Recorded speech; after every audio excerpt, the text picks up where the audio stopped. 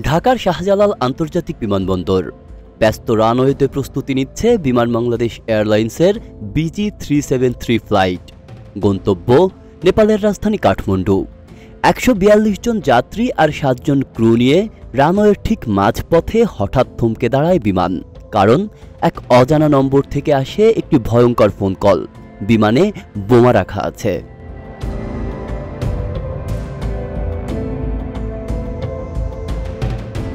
চারদিকে শুরু হয় আতঙ্ক। দৌড়ে আসে বিমান বাহিনীর টাস্ক ফোর্স, এসভেক টিম, বোমা নিয়ন্ত্রণকারী ইউনিট, এমনকি র্যাবের স্পেশাল ফোর্সও। তল্লাশি চলে ঘন্টার পর ঘন্টা। বোয়িং 737-800 মডেলের বিশাল উড়োজাহাজ চষে ফেলা হয় ইঞ্চি ইঞ্চি করে। স্ক্যান হয় লাগেজ, ঘ্রাণ নেয় ডগ স্কোয়াড, কিন্তু শেষ পর্যন্ত কোনো বোমার অস্তিত্ব নেই।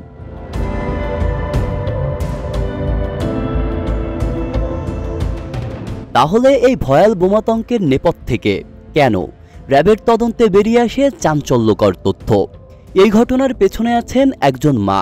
হ্যাঁ, ঠিকই শুনছেন, একজন মা, যিনি চাননি তার বিবাহিত ছেলে পরকীয়া প্রেমিকাকে নিয়ে কাঠমান্ডু যাক। অনেক বুঝিয়েও কাজ না হয় শেষমেশ বন্ধু ইমরানের পরামর্শে তিনি নিজেই ফোন করেন এয়ার ট্রাফিক কন্ট্রোলে। মিথ্যা তথ্য দেন বিমানে বোমা থাকার।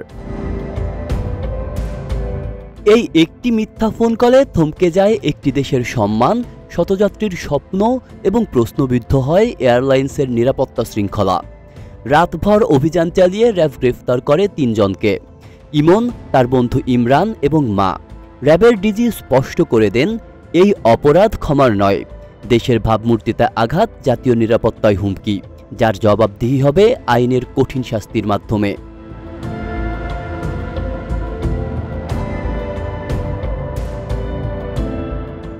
একজন মায়ের চোখে ছেলের পরকীয়া অবশ্যই অপরাধ, কিন্তু সেই পরকীয়া ঠেকাতে যদি পুরো দেশের নিরাপত্তা নিয়ে খেলা হয়, তবে সেটি আর আবেগ নয়, হয়ে দাঁড়ায় অপরাধ।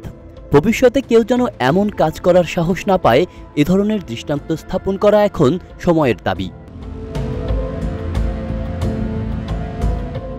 আব্দুল্লাহ রাফসান জনি, ঢাকা প্রকাশ।